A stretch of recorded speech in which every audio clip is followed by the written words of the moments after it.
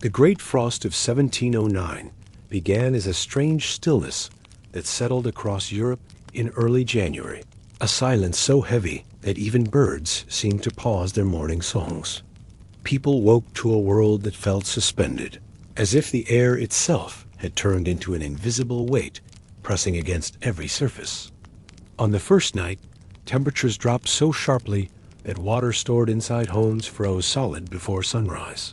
Families stared at ice-filled buckets in disbelief, realizing that the cold outside had somehow invaded their most protected spaces. Villagers tried to warm their rooms with small fires, but flames burned weak and slow, as though intimidated by the air around them. Even the strongest hearths struggled to push back against a chill that felt alive and predatory. By the second morning, doors had frozen shut from the inside, trapping families in their homes until they hammered their way out. The very wood of their houses seemed to shrink and crack under the intensity of the frost. In France, wine barrels deep in underground cellars froze completely, a phenomenon no one had ever witnessed before. Merchants panicked as their stores of liquid profits turned to useless blocks of ice. Farmers observed their livestock huddling together in barns with unusual desperation, as if the animals sensed that something unnatural had arrived.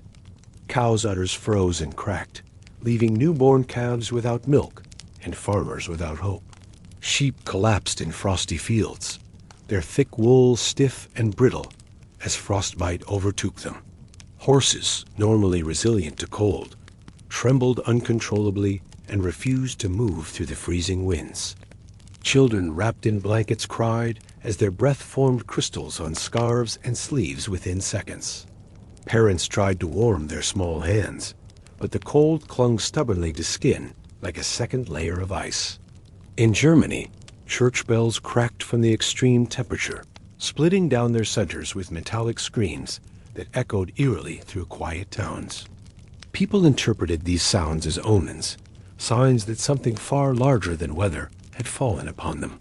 Reports came from riverside towns describing how the great Rhine had frozen into a solid sheet of white, silent and unmoving for the first time in generations. Fishermen stood on its surface in disbelief, tapping the thick ice with their boots as if testing the reality of what they were seeing. The Baltic Sea froze so completely that people walked across huge sections of it as though it were part of the land. Ships became trapped where they stood, locked inside icy prisons that no amount of hammering could break. Entire harbors fell quiet as trade halted, leaving foreign sailors stranded for weeks in frozen ports. Some burned pieces of their ships just to survive long nights when the cold felt sharp enough to cut through bone. In cities, the cold was merciless toward the poor, who lacked thick walls and warm clothes. Many crowded together in tiny rooms, using shared body heat as their only defense against the freezing air. But overcrowding brought new danger, as families burned charcoal inside sealed homes, unaware that they were poisoning themselves with fumes in their desperation to stay warm. Many were found days later in silent rooms where the fires had long since died. Paris saw food riots as desperate people fought over whatever bread remained in the bakeries. Firewood prices rose so high that poor families began tearing apart abandoned carts, fences, and even parts of empty buildings just to keep a single flame alive. Bakers struggled to heat their ovens, and those who succeeded produced only a few hard loaves each day. Crowds formed before dawn, shivering and praying that they might secure something to feed their children. The French government attempted to distribute grain, but icy roads made travel painfully slow and dangerous. Horses slipped on frozen paths, and many wagons overturned, spilling precious food into the snow, where people scrambled to salvage what they could. King Louis XIV, once confident in his absolute power, received reports of mass suffering that left even his advisors speechless. For the first time in his reign, the king faced a force he could not command or dismiss. In rural France, vineyards turned black and brittle, their carefully tended vines destroyed within days. Generations of winemaking knowledge crumbled as farmers watched entire harvests vanish into ice. Wheat fields that had promised a prosperous spring shriveled under layers of frost so thick it resembled crushed stone. The earth itself seemed to have died, refusing to yield any sign of life beneath its frozen crust. Orchards fared no better, with tree trunks cracking open as sap inside them froze and expanded. Farmers listened helplessly as splitting wood echoed across their land like distant thunder. In some regions, wolves abandoned snowy forests and crept into villages at night, driven mad by hunger. Their howls mingled with the icy winds, creating a sound that shook even the bravest men. Villagers set up nighttime patrols armed with torches and crude spears, though their hands shook from cold and fear. Every shadow looked dangerous. Every distant movement carried the threat of an attack. People began sleeping in shifts, terrified that wolves might break into their barns or homes while they rested. Hunger made the animals bold, forcing humans and beasts into a desperate struggle for survival. Travelers who attempted to move between towns found the roads nearly impassable, plastered with snow that had hardened into slippery sheets. Many froze to death in their carriages before reaching the next village. Caravans delayed by the cold became easy targets for starving animals lurking near forest edges. Survivors returned with chilling tales of horses collapsing mid-journey and wolves circling like spectral shadows. In England, the River Thames froze so solid that entire fairs were held on its surface, though beneath the festivities lay deep fear. Vendors sold hot drinks and charms against the cold, yet even these small joys could not erase the dread lurking in people's hearts. As fires burned on the ice, cracks echoed through the frozen river, reminding everyone that the world underneath had become dangerous and unpredictable. Some fell through weak spots, vanishing into the dark water below before anyone could save them. Across Europe, hunger quickly became just as deadly as the cold. Farmers who had once proudly displayed stored grain now watched it dwindle day by day, knowing the next harvest had already been destroyed. Families rationed food to the smallest portions imaginable, eating thin soups made from melted snow and whatever scraps they could find. Children cried themselves to sleep, clutching empty bowls as their parents whispered useless reassurances. Diseases spread faster among the weakened population, taking advantage of bodies already exhausted by freezing temperatures. With doctors unable to travel, many villages faced sickness alone, marrying more people each week as hope faded. By late January, Europe looked like a land carved from ice, silent and unmoving under a pale sun that offered no warmth. Even daylight felt weak, casting long blue shadows that stretched across empty fields and frozen forests. The psychological toll became overwhelming as people felt trapped in an endless season. Days blended into each other, each one colder and harsher than the last, weighing heavily on minds that longed for even the slightest sign of spring. Pastors preached that the frost was divine punishment, urging communities to repent. Others insisted it was a natural cycle, though none could explain why this winter felt so brutally different from anything in living memory. Travelers reaching cities described entire villages abandoned, their doors left open as though the residents had fled in panic.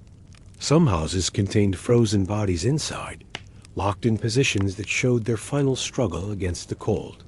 In many regions, graveyards overflowed as the ground became too hard to dig.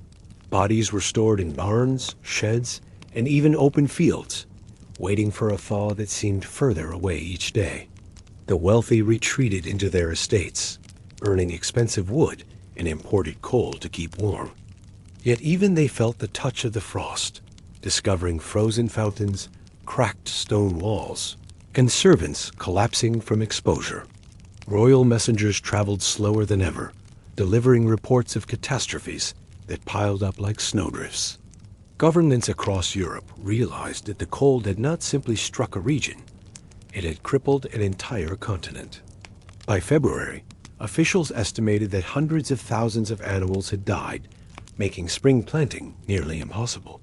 Without oxen, horses, and healthy livestock, Even surviving farmers faced a future filled with starvation. People began grinding frozen bark into powder to mix with flour, creating a bitter substance barely edible. Some boiled leather from shoes and belts to soften it enough to chew, hoping to quiet their stomachs. Parents sacrificed their own meals for their children, though many still could not save them. Hunger made the smallest cold more lethal, turning minor illnesses into fatal conditions. In monasteries, monks recorded daily temperatures and weather events in diaries that still shock historians today. Their notes described nights so cold the ink froze in their quills before they could finish a sentence. Entire communities prayed for mercy, gathering in frozen churches where candles barely stayed lit.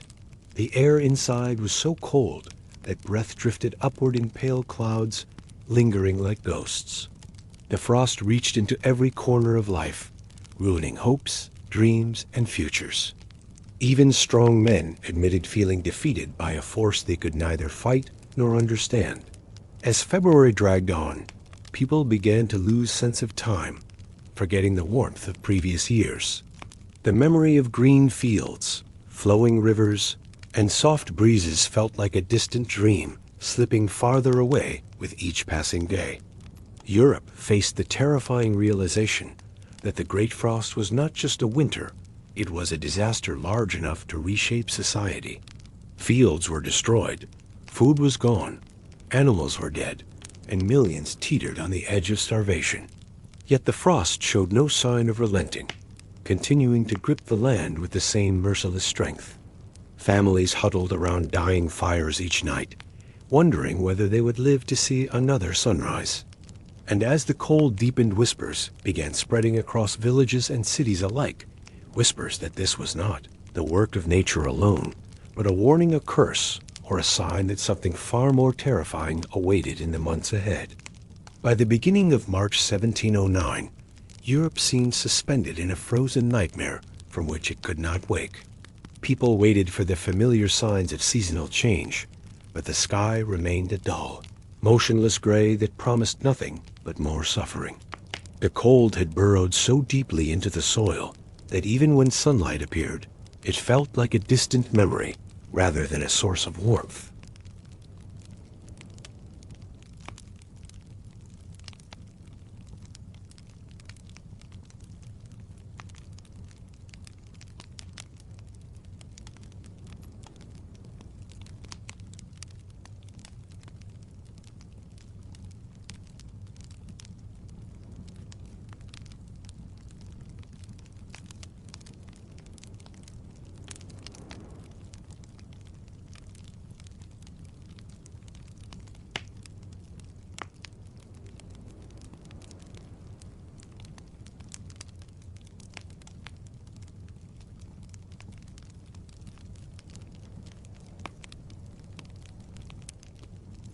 But the straw itself had lost its nutritional value after months of being frozen, turning into little more than brittle yellow sticks. The smell of death became common as starving animals collapsed in barns, fields, and roadsides. Farmers gathered their bodies, not with hope of salvaging meat, but to clear space before wolves approached again. Wolves grew increasingly desperate, hunting closer and closer to human settlements with each passing night. Their glowing eyes appeared at the edges of villages, like restless embers watching for a weak moment. People barricaded doors with furniture, barrels, and whatever broken wood they could find. Even then, many swore they heard wolves circling homes, scratching at walls, and sniffing near windows like creatures weighing the odds. Travel had become dangerously rare as the frost continued its grip. Snow-covered roads turned into uneven traps of ice that could break a horse's leg with a single misstep. Couriers carrying letters between kingdoms often died along the paths, their frozen bodies found days later still holding messages that never reached their destinations. These letters, once opened, revealed warnings, pleas, and reports of suffering that all echoed the same plea for help. Inside cities, starvation became a force even more feared than the cold. Hungry crowds gathered in markets that had little left to sell, but rotting vegetables and thin soup made from boiled bones. Beggars followed wealthier citizens through the streets, begging for even crumbs, but food had become such a precious commodity that generosity was nearly impossible. Even families with once full larders were now counting their remaining supplies, spoonful by spoonful. In Paris, misery deepened as riots turned violent. Soldiers tried to maintain order, but their own strength weakened under the constant cold and reduced rations. People began tearing down abandoned homes for firewood, stripping entire neighborhoods of doors, beams, and furniture. The city changed appearance as buildings became skeletons of what they once were, hollowed out in desperation.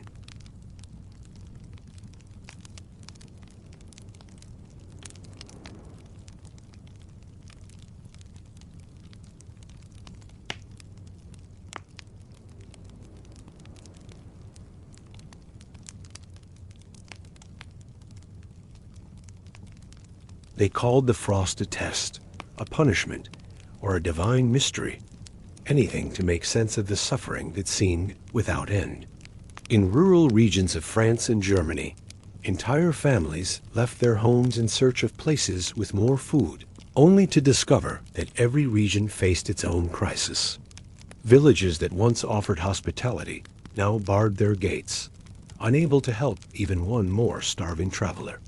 Groups of wanderers walked across icy fields with no destination, hoping merely to find a place where the cold felt slightly weaker. Many collapsed along the way, their bodies covered with snow before sunrise. Meanwhile, governments across Europe panicked as reports of famine piled up. Official relief efforts collapsed under the combination of frozen roads, dead animals, and empty granaries.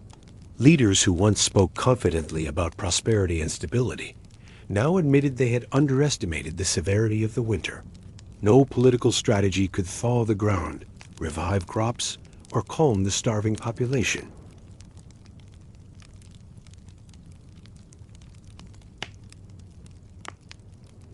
But nights remained brutally cold, undoing any progress as the ground refroze again and again.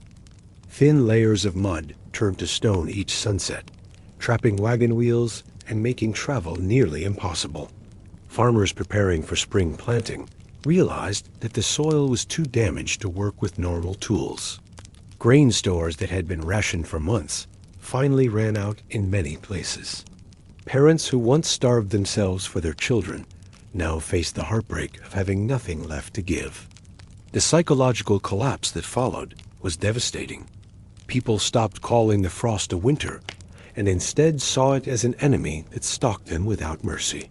Rumors spread that the world had entered a permanent freeze, a new age where warmth would never return.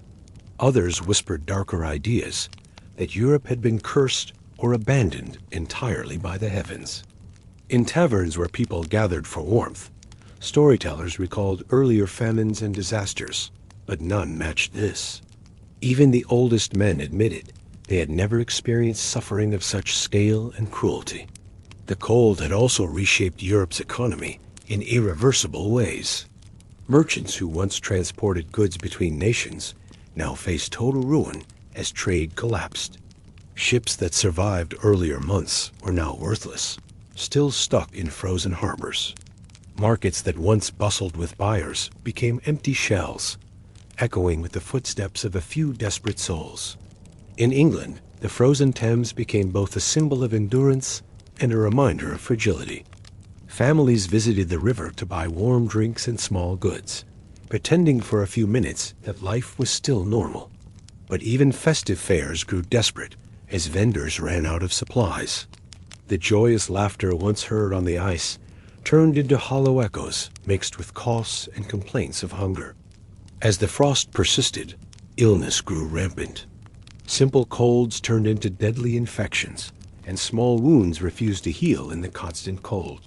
Doctors lacking herbs, food, and warmth struggled to treat the sick. Many clinics became filled with patients lying on straw beds, covered only with thin blankets that did nothing to stop the freezing air. Some towns, overwhelmed by sickness, designated entire buildings as quarantine zones. Guards stood outside wrapped in heavy cloaks, trying not to breathe in the cold air too deeply. In the countryside, small communities tried to survive by sharing whatever remained.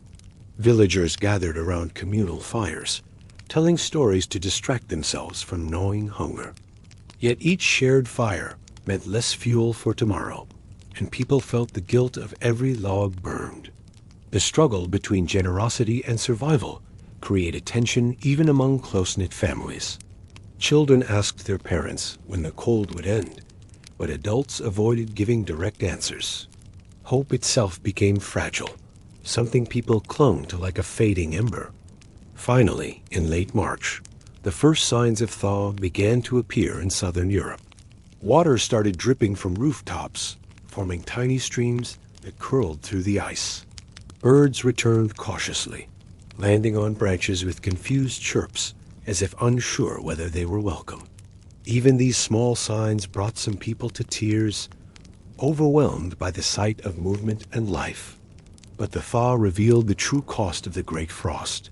Fields lay ruined, covered with the remains of frostbitten crops, dead animals, and broken tools. Entire forests appeared mutilated, with cracked tree trunks and fallen branches covering the ground. Rivers began revealing frozen debris boats, carts, and even bodies locked beneath the ice for months. The stench of decay grew stronger as snow melted, forcing people to face the consequences of the winter directly. Villages organized mass burials to prevent disease from spreading further. Governments attempted to assess the damage, but the numbers were overwhelming. In some regions, half the population had died from cold, hunger, or sickness. Economists warned that even with spring arriving, famine would continue for years. A dead field does not spring back to life overnight, and livestock cannot be replaced instantly. As Europe emerged from the frost, it entered a new phase of despair, one shaped not by cold, but by hunger and hopelessness. The coming months would test the continent even more brutally than the winter itself. People prayed that the worst was over, but deep down, many feared that the great frost of 1709 had only begun to reveal its lasting impact. And unknown to them, spring would bring not comfort, but the second wave of catastrophe shaped by months of destruction, starvation, and the collapse of entire societies. When April 1709 arrived, many believed the worst was behind them, yet the land showed no sign of healing from the devastation it had endured. The thaw had revealed a Europe so scarred that people struggled to recognize the world they once knew. Villagers walked through fields where crops should have been sprouting, only to find soil that crumbled like ash in their hands. The frost had killed the seeds long before they had a chance to live, leaving the earth barren and silent. Streams that melted first carried with them the remains of frozen animals, broken tools, and the debris of abandoned homes. People watched these waters flow by with a mixture of grief and disbelief, as though the winter were still mocking them from beneath the surface. In many regions, entire communities gathered to assess the damage, but quickly realized the scale was beyond repair. Farmers who once took pride in their harvests now stared at empty fields, unable to imagine how they would feed their families in the months ahead. The spring sun felt weak, unable to warm the ground enough for new planting. Even when farmers pressed seeds into the soil, they found that frost still lingered just a few inches below the surface. Governments urged citizens to remain hopeful, but officials themselves whispered fears of a catastrophic famine. The frost had not been a simple winter. It had been an event capable of reshaping the entire continent's future. In France, relief centers were overwhelmed by starving families who had traveled for days in search of food. Long lines formed outside every granary, where soldiers attempted to distribute what little remained. Riots erupted again as supplies dwindled faster than expected. Soldiers were forced to defend warehouses from desperate crowds who, driven by hunger, saw no choice but to fight for survival. Children cried openly as they clung to their mothers' skirts, their thin faces etched with exhaustion. Some fainted in the lines, unable to stand after months of weakened diets. Meanwhile, the French countryside descended into near anarchy as starving peasants raided abandoned estates. These were not criminal acts born of greed, but survival instincts triggered by unbearable hunger. Near the Rhine, people dug through frozen mud, searching for roots or edible plants, though most fields offered nothing. Some boiled grass and moss into dark, bitter broth, hoping it would sustain them for a single night.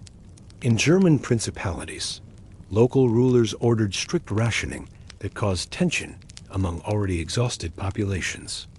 People resented authorities who controlled food supplies, fearing corruption or favoritism in moments of life and death. Many regions formed citizen committees to monitor distribution, but disagreements erupted even among neighbors. Hunger made trust fragile, and the simplest disputes turned into explosive confrontations. In Poland, the cold had destroyed not only fields, but also entire forests whose trees had cracked under frost pressure. Wood shortages became so severe that rebuilding homes was impossible, leaving families and damaged structures vulnerable to spring storms. Carpenters roamed destroyed villages, estimating repairs that no one could afford. Their tools felt useless in a world where survival took priority over construction. Across Sweden and Denmark, monarchs faced unprecedented national emergencies. Fishermen found coastal waters strangely empty, as many species had died or migrated during the extreme cold. Boats brought back tiny catches that barely fed a handful of families. Ports that once smelled of salt and fresh fish now reeked of empty nets and seaweed washed ashore by restless tides. In England, the post-frost crisis manifested differently. While the thaw had helped reopen trade routes, the damage to agriculture meant that even imported grain could not fill the gap. Merchants raised prices to recover their winter losses, causing widespread anger among lower-class families. Many crowded around city halls, demanding government intervention to stop extortion. The River Thames, now free of ice, revealed wreckage hidden for months beneath the frozen surface. People found broken carts, dead animals, and even frozen bodies preserved by the winter's grip. Authorities ordered mass cleanings to prevent disease, but the smell of decay spread across London streets. Doctors warned that the combination of famine, thaw, and waste would soon spark new epidemics. In villages across the continent, pastors tried to lift spirits with hopeful sermons, but their words felt hollow to congregations who stared at their empty hands and hollow stomachs. People questioned their faith as they wondered why such suffering had befallen them.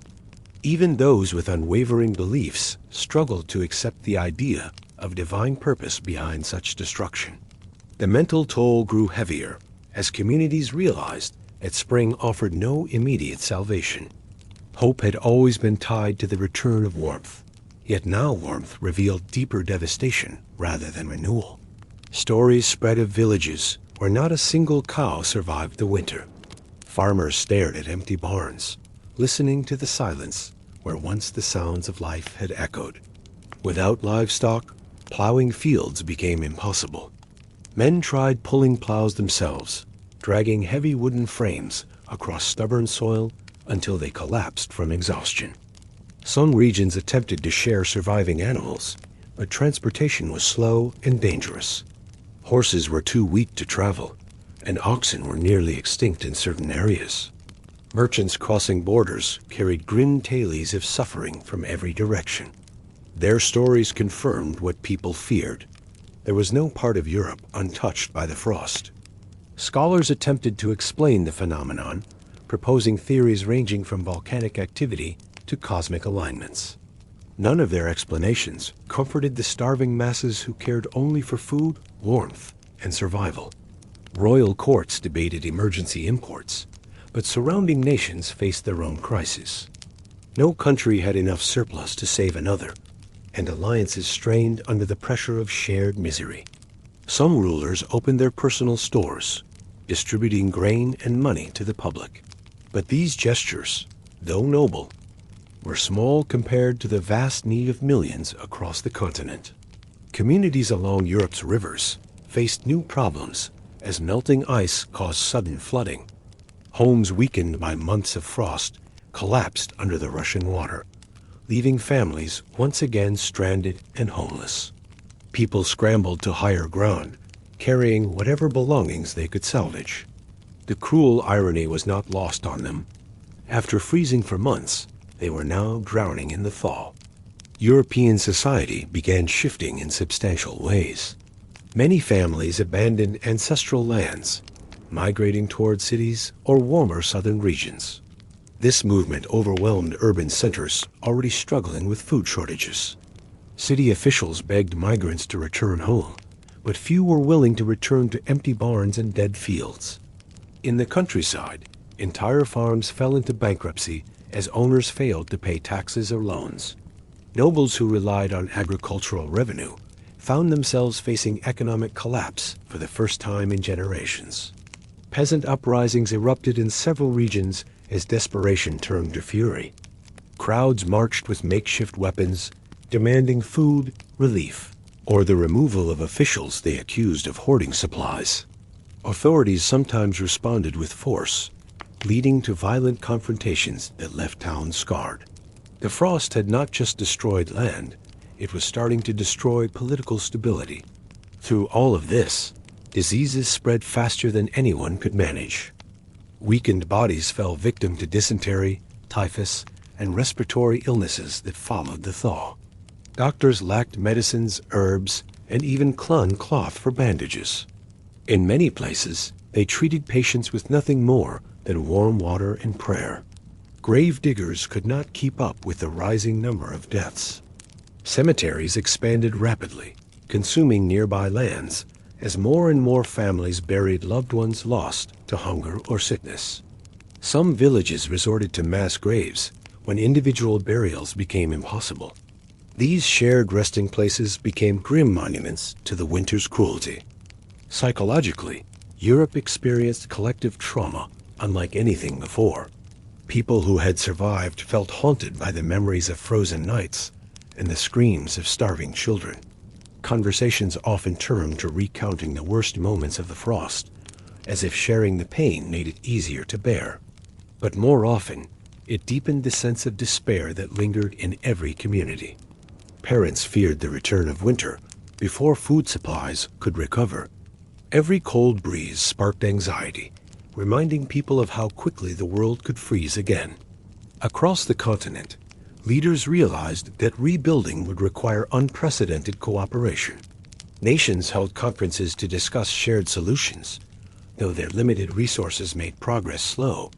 Still, the frost had revealed a sobering truth. Europe was not prepared for a disaster of this magnitude. Entire systems of trade, agriculture, and governance had crumbled under a single monstrous winter. Despite the chaos, small acts of resilience began appearing. Neighbors shared whatever they could. Priests organized communal meals from limited supplies, and groups of citizens volunteered to rebuild collapsed homes. These moments of humanity sparked faint glimmers of hope in communities that had nearly given up. For some, they were proof that even the coldest winter could not completely extinguish the warmth of human spirit. Yet hope alone could not solve the structural damage. Architects reported that thousands of buildings required reconstruction, and carpenters lacked the timber needed for repairs. Shipbuilders struggled to restore damaged vessels left useless by the frozen seas. Without functional ports and boats, international trade remained crippled and slow to recover. Even artists and writers recorded the frost's impact, describing landscapes that looked like frozen kingdoms and societies trapped in perpetual hunger.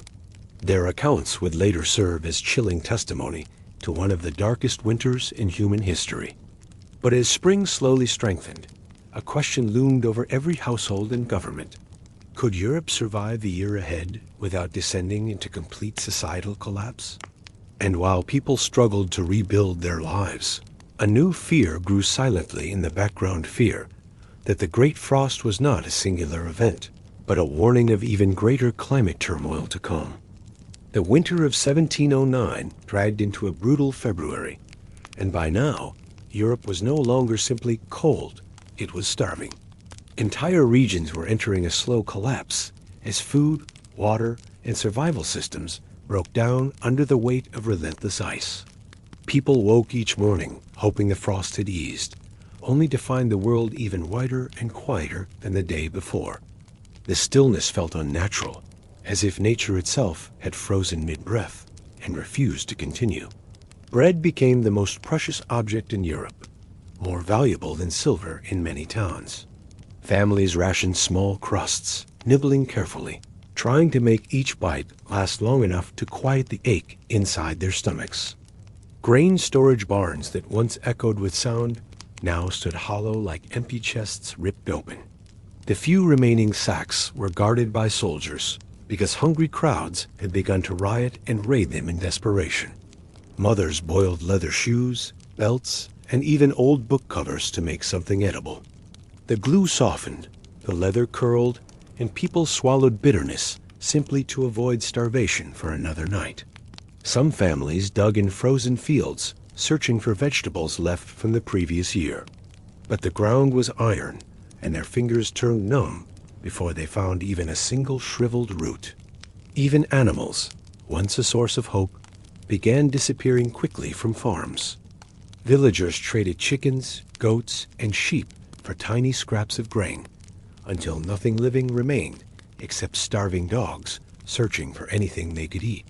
Markets that once overflowed with noise were silent and deserted. Merchants had nothing to sell, and buyers had nothing left to offer but their grief and their hunger. In northern Italy, famine mixed with frost in a deadly partnership that shattered communities. Wealthy nobles fled to warmer regions, while the poor remained behind to face the winter's cruelty without protection. Fires burned constantly in European households, but they were smaller each day as wood supplies vanished. Families huddled together around embers that barely glowed, whispering prayers that the morning would come before the cold claimed them. Travelers who tried crossing roads found them buried under layers of hardened snow. Many disappeared along countryside paths, only to be discovered weeks later as frozen statues beneath drifts. Priests described the winter as a divine punishment, urging people to repent and seek mercy. Their churches, once warm sanctuaries, filled with citizens whose breath turned into fog as they prayed for deliverance. Frostbite became a daily threat, blackening fingers and toes with terrifying speed. People wrapped cloth around their hands until they resembled bundles of fabric more than human limbs. Doctors were helpless, offering little more than comfort words as their patients' bodies weakened. Medical journals from the time described the frost as an unstoppable force, indifferent to remedies or skill. In Holland, canals froze so thick that even large carts could cross them safely. But the same ice that created spectacle also destroyed the fishing economy, leaving sailors idle and starving. Fish vanished from rivers and lakes, buried under solid ice where nets could no longer reach them. The silence beneath the frozen surfaces felt eerie, as though the water world had died completely. The Baltic Sea froze in sections strong enough for wolves to cross into Swedish farms. Farmers woke to tracks in the snow and felt a new fear nature was moving in ways they had never imagined. In France, King Louis XIV ordered emergency grain distributions, but even royal warehouses were stretched thin. Carriages left Versailles with dwindling supplies, while thousands in rural regions starved before help could reach them. People burned furniture, fences, and even parts of their own homes to stay warm. Entire villages appeared dark and hollow, with roofs sagging from melted beams sacrificed to the fire. Frost destroyed vineyards in regions famous for their wine, turning grapes into icy stones. Wine barrels cracked open from the pressure, spilling frozen shards that glittered like glass across tavern floors. Farmers stared at their ruined crops and realized they would not just lose a winter, they would lose next year's harvest as well. The fear of long-term hunger weighed heavier than the cold itself. Children suffered the most, their small bodies unable to generate enough heat. Parents bundled them in layers of rags and blankets, yet the cold crept inside anyway, stealing their strength night after night. Every European city reported rising deaths as the frost refused to ease. Burial grounds filled too quickly, and new graves had to be carved with hammers because shovels were useless in frozen earth. The wealthy tried to escape south, but even they discovered that no region was truly safe. The frost reached Spain, Portugal, and the Mediterranean, proving that it was determined to smother the entire continent. Letters from the time describe a Europe that felt like a giant refrigerator. People wrote about the feeling of the cold, biting the bones. A phrase repeated so often it became the season's grim signature. Ships remained trapped in ports because the water around them had turned into solid walls of ice. Sailors climbed onto the frozen surfaces astonished to touch what had once been open sea. Farm animals died in barns, curled into the last corners of available straw. Farmers wept as they dragged the stiff bodies outside, unable to bury them because the ground refused to open. The smell of death traveled through regions despite the cold, mixing with smoke and human exhaustion. The air tasted metallic and sharp, and some believed it carried the frost deeper into their chests.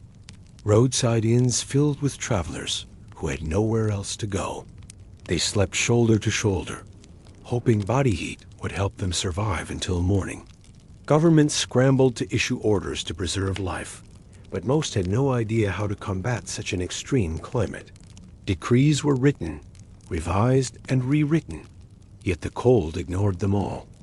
European rivers cracked loudly at night, producing booming sounds like cannons firing.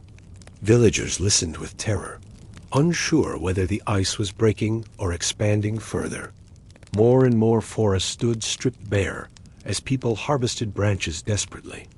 Over time, the landscape looked wounded fields white and forests skeleton-like without their protective cover. Local militias were deployed in some regions to stop looting as starving populations turned towards crime. But many soldiers abandoned posts when their own families ran out of food. Church bells rang constantly to mark deaths, ringing so often that the sound blended with the wind. For many, the bells became the soundtrack of the Great Frost. By mid-February, Europe felt like a continent on the edge of collapse. Life had become a battle, fought hour by hour, with no promise of victory. People clung to hope that spring would eventually break the icy curse. But the sky remained gray, the ground remained frozen, and the cold remained undefeated. The frost showed no hint of exhaustion, spreading its influence like a shadow that grew with every passing day. It touched everything: food, homes, animals, trade, and even the human spirit. Europe, once a place of bustling markets and lively streets, now resembled a slow-moving tragedy. Citizens looked around and wondered how much longer their world could endure this punishment. Some historians believe Europe lost millions of lives during this winter. The official numbers vary, but the stories left behind reveal the pain in every household and every village. Yet despite the overwhelming despair, tiny acts of kindness appeared like sparks against darkness. Strangers shared crumbs, neighbors shared warmth, and families held on to each other with fierce determination. The Great Frost had pushed Europe to its limits, but the human spirit continued to resist with quiet, steady courage. Survival became not only a physical struggle, but an emotional and moral one. And as February slowly crept toward March, the continent waited breathlessly for nature to show any sign of mercy. But the ice still ruled, and the world still held its breath under a sky that refused to warm. The Great Frost continued its icy domination, and by March 1709, Europe was approaching a breaking point. Hunger, fear, and exhaustion had begun reshaping society in ways that would leave permanent scars. Villages that once lived peacefully now saw conflicts erupt almost daily. When food becomes rare, suspicion grows, and neighbors who once shared bread began guarding their doors with iron bars. People whose families had survived previous hardships now faced a new kind of hopelessness. They realized this winter was not just severe, it was rewriting the rules of survival. Government officials struggled to maintain order as thefts increased dramatically. Farmers began hiding what little grain they possessed, burying it under floors or inside walls. In some towns, villagers formed groups to patrol the streets at night. They lit torches and walked together, trying to protect their remaining supplies from starving wanderers. But hunger made people unpredictable, and even small disputes turned violent quickly. A single loaf of bread could ignite a fight between entire families. In France, letters described farmers collapsing in fields because they had eaten nothing for days. Their tools lay frozen beside them, trapped in earth as solid as stone. Some regions attempted ration handouts, but the crowd sizes overwhelmed officials. Desperate people pushed forward, crying, shouting, and sometimes fainting in the cold. European roads became filled with wandering families searching for food. They carried bundles of clothing and children wrapped in cloth, their eyes hollow from fatigue. Artisans and workers could no longer afford materials to continue their trades. Blacksmiths had no fuel, bakers had no flour, and fishermen had no open water to cast their nets. The social structure that once felt firm now shook like a fragile tower. Those who had savings lost them quickly, realizing that wealth meant nothing when food could not be bought. Many who lived in cities tried to escape into the countryside. They believed farmers might have more supplies, only to discover famine was equal everywhere. Begging became common in regions where it had once been rare. People sat at church doors with trembling hands, asking for crumbs too small to nourish a sparrow. Priests wrote that they had never witnessed such widespread sorrow.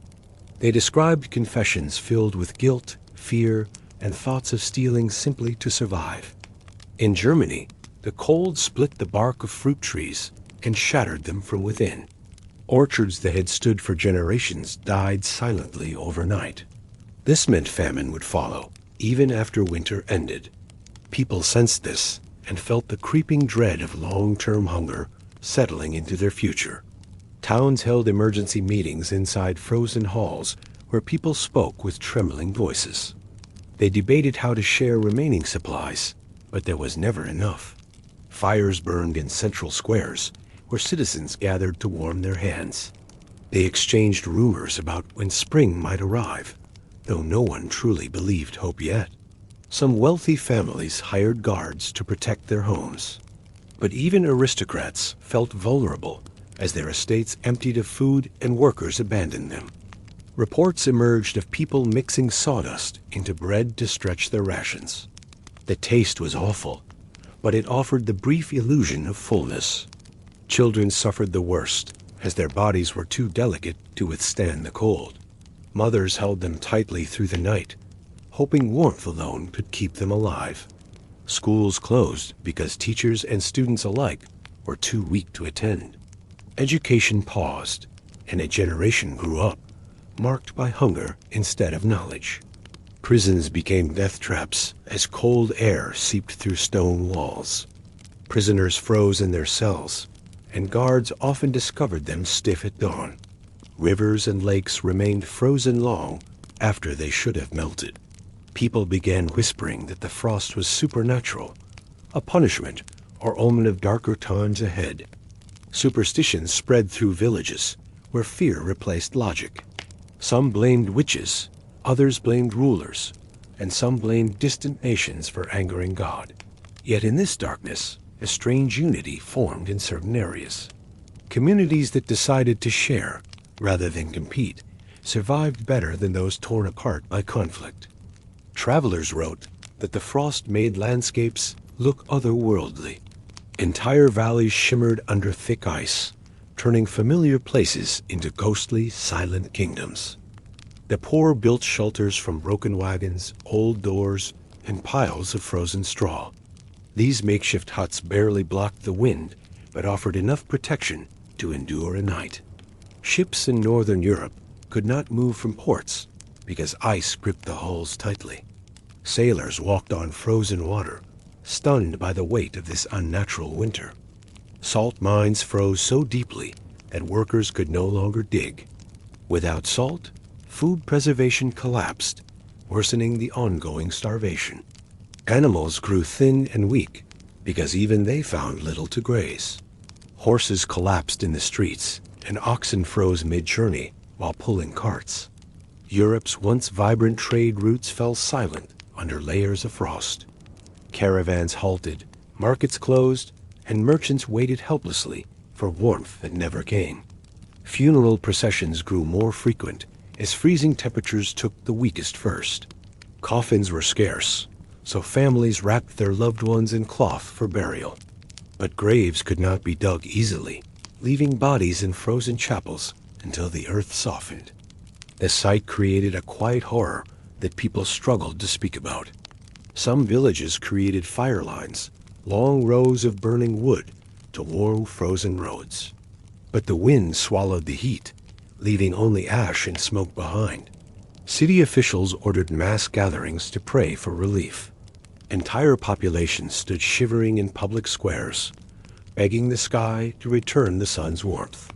Merchants tried importing grain from distant warmer regions, but ice blocked sea routes. Even where ships could travel, supplies were too small for the overwhelming demand. Letters from England describe frost-breaking windows from the pressure of expanding ice. Homes cracked like glass sculptures under the strain of nature's cold grip. Food theft increased sharply, though punishments became harsher. Some courts ordered public whippings to control chaos, but fear drove people to steal again. Desperation often pushed crowds to mob bakeries at dawn. Bakers stood behind guards as they distributed tiny loaves to the weakest among them. Some regions resorted to communal kitchens, where citizens cooked whatever scraps they possessed. Pots boiled with mixtures of roots, herbs, and bark softened into thin soup. The constant hunger affected people's minds, making them irritable, forgetful, and depressed. The frost did not only freeze the land, it froze the human spirit. Parents often gave their own food to their children, weakening themselves dangerously. Many adults died quietly so their families could continue living. Historians believe these acts of sacrifice helped countless children survive the winter, but they also left behind stories heavy with sorrow and unspoken bravery. Europeans wrote that their dreams were filled with fields of warm sun and flowing rivers. Waking up from these dreams was painful, as reality remained brutally cold. Those still strong enough hunted for animals that froze in forests. But even these creatures were rare, because most had fled or died early in the frost. In some places, wolves became bold and entered villages in search of prey. Their howls kept people awake at night, adding new fear to already sleepless households. Despite all suffering, the human instinct to rebuild never vanished completely. People repaired roofs, collected stones, and prepared fields for when spring would finally arrive. Communities gathered wood and tools, even though they were weak. They understood that if they did not prepare early, they would face starvation again after winter ended. Yet every morning, the frost continued to spread its icy breath, and every night, people wondered how much longer their continent could survive this silent enemy. By late March, the Great Frost still held Europe tightly, refusing to loosen its grip. It was clear now that this winter was not simply a season. It was a crisis that reshaped everything. People waited, prayed, and endured, hoping the sun would finally return. But for now, survival meant holding on to whatever strength remained inside their frozen hearts. As the Great Frost extended into April, Europe's systems began to fracture under unbearable pressure. The cold had not merely touched the continent, it had entered every institution, every home, every marketplace, and every beating heart. Kingdoms that once appeared powerful now struggled to feed their citizens. Governments realized they had prepared for war, but never for a winter that behaved like a silent invading army. Royal councils met urgently in freezing halls, their breath forming pale clouds with every word. Decisions were made with shaking hands as advisors debated how to distribute dwindling resources. France, already damaged by previous wars, saw its economy collapse further. Farmers could not pay taxes, merchants had no goods to trade, and the treasury watched silver vanish like melting snow. In England, leaders feared that continued hunger might spark rebellion. They issued decrees to stabilize grain prices, but scarcity made such laws nearly impossible to enforce. The Dutch Republic, rich from centuries of trade, faced a threat it had never imagined: frozen ports. Ships carrying spices, textiles, and grain stood trapped behind walls of ice, unable to move. Economies that relied on predictable seasons now faced the reality that nature itself had betrayed them. The frost had rewritten the calendar, delaying harvests and extinguishing entire industries. Markets that once overflowed with variety now displayed only emptiness. Stalls were bare, counters dusty, and shopkeepers sat motionless, exhausted by waiting for supplies that would never arrive. Money lost its meaning in many areas because no one had goods to sell. Entire towns functioned through barter, trading candles for vegetables or blankets for small cups of grain. Gold and silver, once symbols of wealth, became less valuable than firewood. People learned that in extreme winters, warmth was a currency stronger than any metal. Carpenters, tailors, potters, and smiths saw their trades crumble as materials became scarce. Workshops closed, apprentices left, and skilled workers joined the hungry crowds. Families who had enjoyed stable incomes fell into poverty in a matter of weeks. Their savings were spent on bread, and soon even that option was gone. But the frost affected more than food and wealth. It broke the rhythm of daily life itself. Routines dissolved, and people lived hour by hour, trusting only the small warmth of a candle. Calendars felt meaningless because the seasons no longer behaved normally. Winter had overstayed its welcome, and people felt trapped in a never-ending cycle of darkness and cold. Churches tried to provide unity during the crisis, but even they suffered shortages. Holy candles burned out faster than they could be replaced, leaving altars in unnerving shadows. In regions across Germany and Poland, burial schedules collapsed due to frozen ground. Priests performed prayers indoors, while bodies waited for thawed earth, wrapped tightly to prevent decay. Children asked questions adults could not answer. When will the sun come back? When will the birds return? When will the trees stop looking dead? The silence after these questions hurt more than the frost. Birds had migrated early, leaving skies empty and quiet. Their absence made mornings unnerving, as people realized the natural world itself was withdrawing. Musicians struggled as instruments cracked from the cold. Violins split, drums tightened unevenly, and pianos produced sharp metallic tones that sounded ghost-like. Plays and performances stopped entirely, and theaters became storage shelters for freezing families. Art paused as survival became Europe's only performance. The frost even affected laws and politics, as leaders postponed elections and meetings. Legal disputes were delayed because courthouses were too cold for long sessions. Mail delivery slowed dramatically because couriers could not travel across frozen lands. Letters that normally took days now took months or never arrived at all. Isolation deepened as communication networks froze. People felt cut off from relatives, friends, and distant communities, unsure whether loved ones were alive or suffering. Travelers who attempted long journeys became national heroes of endurance. They crossed deadly landscapes, carrying news and hope between towns frozen into silence. But the frost was not only a physical enemy, it was psychological. Depression, fear, and emotional exhaustion spread faster than hunger in many regions. People became haunted by dreams of warm summers they could no longer imagine clearly. The human mind, deprived of heat and comfort, shrank into survival mode. Villages that depended on mills for grinding grain faced an additional crisis. Watermills froze solid, and windmills stood motionless without steady winds. Without mills, even the grain that survived winter could not be processed. Farmers watched helplessly as sacks of frozen wheat remained useless for weeks. In parts of Scandinavia, the frost created dazzling ice formations on trees and buildings. Yet this beauty felt cruel because behind the glitter lay suffering and starvation. Artisans carved these ice shapes into small sculptures that people sold to survive. But the market for such beauty was tiny, overshadowed by hunger and fear. In Russia, vast forests turned silent except for the sound of cracking branches. The cold was so intense it killed birds mid-flight, dropping them like stones from the sky.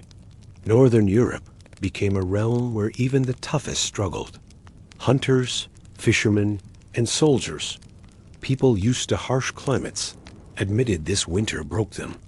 Shepherds lost entire flocks overnight when storms swept through valleys. They found their animals clustered together, frozen in positions that spoke of final panic. The frost also affected Europe's political ambitions. Wars paused not out of diplomacy, but out of survival. Armies could not march across landscapes locked in ice. Soldiers stationed at forts froze unless they burned supplies at alarming rates. Commanders wrote desperate requests for fuel, often receiving too little, too late. Negotiators traveled to discuss emergency alliances, hoping shared resources might help. But every nation struggled, leaving little to trade besides sympathy. The church saw increased attendance even in freezing buildings. People clung to faith as one of the few sources of warmth left in their darkening world. At night, ghosts and spirits became common topics in households. The frost's eerie silence made people imagine supernatural forces wandering the frozen roads. Stories spread of white figures seen crossing forests or standing beside frozen lakes. Whether hallucinations or myths, they added to the atmosphere of dread. Trade with Asia and Africa suffered because European ports were trapped behind ice. This isolation starved cities of exotic spices, new goods, and essential resources. In Mediterranean regions, where winters were usually mild, the frost shocked the population. Olive trees split, citrus crops died, and farmers watched centuries-old groves collapse. Spain and Portugal wrote letters suggesting that famine might surpass even the disasters of past plagues. Their kings issued commands, but nature ignored every royal demand. The frost even interfered with mining operations, freezing equipment and cracking stone tunnels. Miners lost wages and watched food supplies shrink with every passing day. Livestock markets closed because animals were too weak to travel. Farmers who once depended on these sales quickly sank into debt and despair. Europe's social hierarchy began to shift as wealth alone no longer guaranteed safety. Some nobles fled to warmer estates, while others died in the same frost as their peasants. Communities that managed to cooperate fared better. They shared tools, divided wood, and watched over children when parents were too weak to continue. But cooperation was fragile, easily shattered by hunger. A single rumor of hidden grain could turn unity into chaos within minutes. Still, moments of humanity glowed like small fires in the endless winter. People rescued strangers, cared for orphans, and protected the elderly as best they could. Travel diaries reveal stories of families sharing their last crust of bread. These small sacrifices, though unrecorded in official history, kept countless lives from ending. Doctors observed strange medical effects caused by extreme cold. Patients developed numbness, followed by hallucinations, as if the frost attacked the mind as fiercely as the body. Communities used heated stones wrapped in cloth as makeshift warmers. Children carried them under coats like treasured objects, warming hands through long, frozen nights. Some people carved tunnels through snow to connect houses. These tunnels became lifelines, protecting villagers from deadly winds that cut across open fields. Europe felt like a frozen experiment in human resilience. Every day posed a new challenge, testing whether hope or hunger would win. Yet even in the bleakest villages, people spoke of the spring as if it were a distant loved one. They clung to stories of green fields, colorful markets, and warm sunsets. Survival now depended on faith in nature, in community, and in something greater than the winter. People spoke softly about the future, afraid to wake the frost with too much hope. And still, the continent waited under a sky that remained pale and merciless. The great frost refused to loosen its grip, forcing Europe to endure a crisis that grew deeper with every passing day. As the great frost continued its suffocating hold on Europe, people began searching for explanations beyond the physical world. The cold felt too vast, too powerful, and too relentless to be understood through ordinary logic. Priests across Europe witnessed crowded churches despite the brutal temperatures. People knelt on frozen stone floors, their breath rising like smoke as they prayed for mercy. Many believed the frost was a punishment for human sin. They described the winter as if it were the hand of God pressing against the continent, warning humanity to repent. Sermons grew more urgent as priests emphasized humility, charity, and obedience.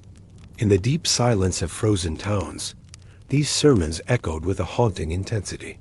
Some religious leaders claimed they had seen signs in the sky-strange halos around the moon, unusual colors at dawn, or stars that flickered unnaturally. People accepted these visions without question, because fear makes faith easier than doubt. In rural towns, old superstitions merged with religious beliefs. Villagers performed rituals, lit blessed candles, and sprinkled holy water on doorways to protect their homes. Stories spread about saints appearing to travelers lost in the snow. Some said they had seen glowing figures guiding them toward safe shelter during deadly nights. Other stories spoke of shadowy shapes following people through forests. These figures were described as neither human nor animal, as if the frost had awakened something ancient.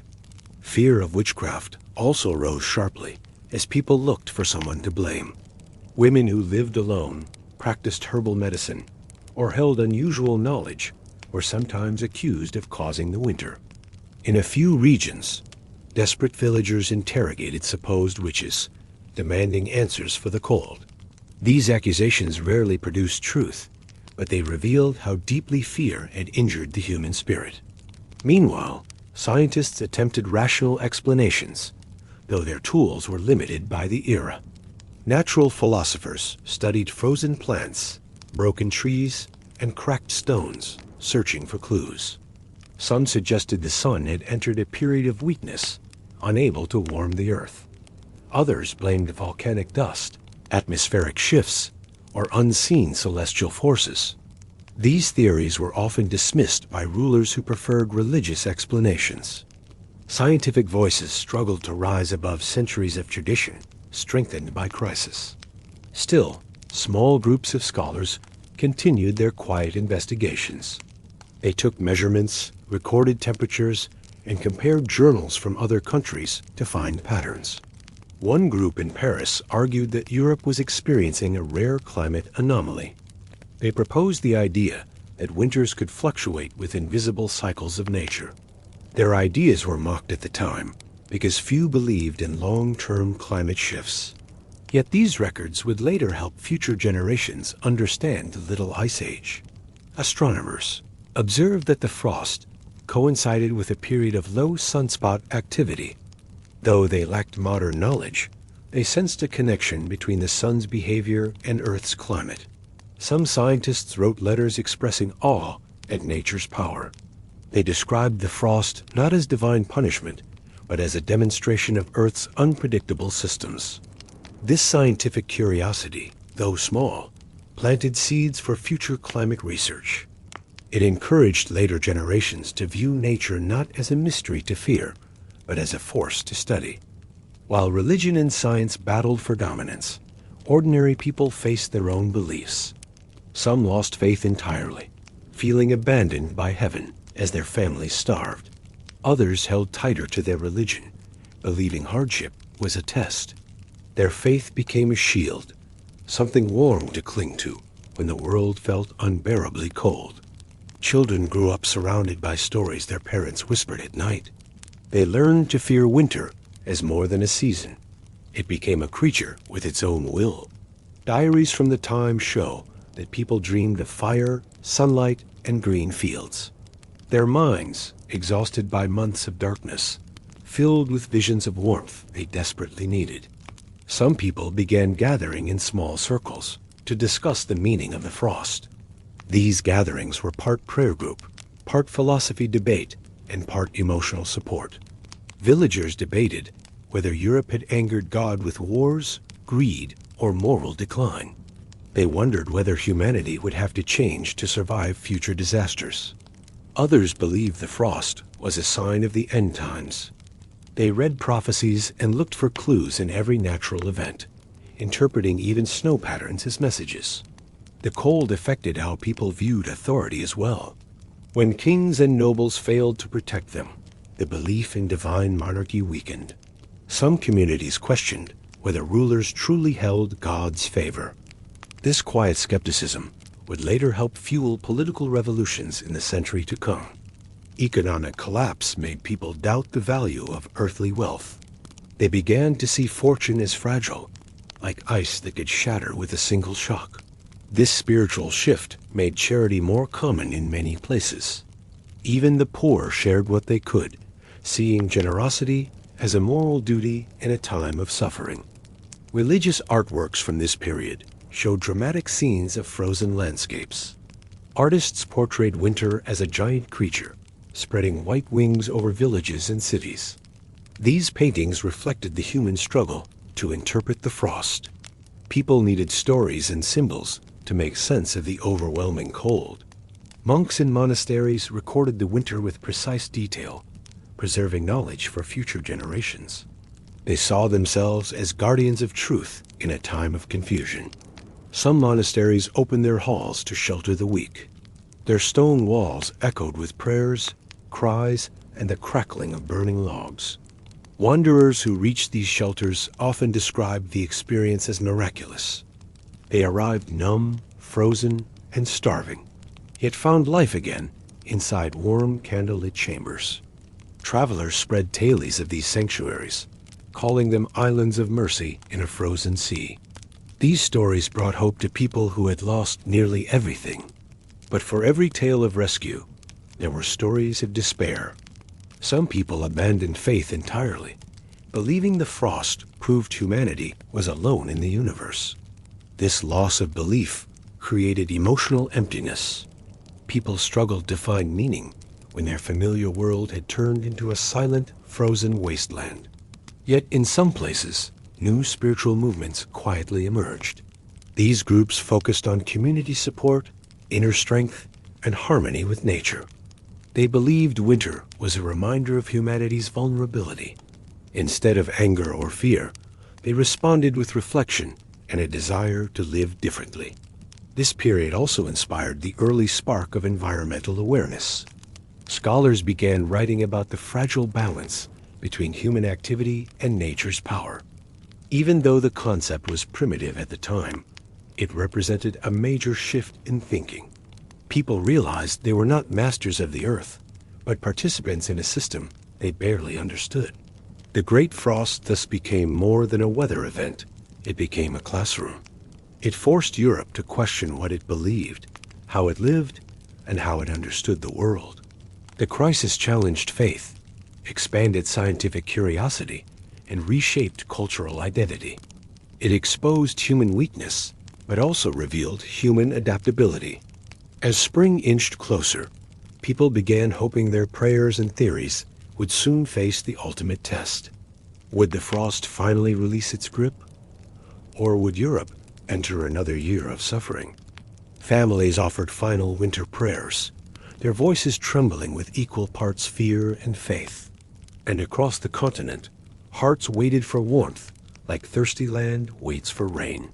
The next stage of the winter would bring new challenges: floods, disease, and the struggle to rebuild what the frost had destroyed. But before that, people needed to survive the last brutal stretch of cold. And so Europe stood quietly beneath a pale sky, caught between belief and uncertainty. Nature had shown its power, and humanity had no choice but to endure. As Europe slowly approached late spring of 1709, the Great Frost had left its deepest scars on the human body. Starvation and malnutrition weakened millions, making them vulnerable to disease in ways never seen before. Epidemics spread quickly through towns, crowded with hungry survivors. Dysentery, typhus, and influenza moved from village to village, feeding on the weakened population. Hospitals and doctors were overwhelmed and poorly equipped. Patients lay on frozen floors, their breathing shallow, while caregivers worked tirelessly with little hope of saving them all. Bodies began to accumulate faster than they could be buried. Communities resorted to mass graves, often dug by surviving neighbors too weak to perform proper funerals. Children were the most affected, their tiny bodies succumbing to hunger faster than adults. Orphans became widespread, wandering streets in search of bread or shelter. The frost's destruction of livestock and crops had left rural populations entirely dependent on scarce city supplies.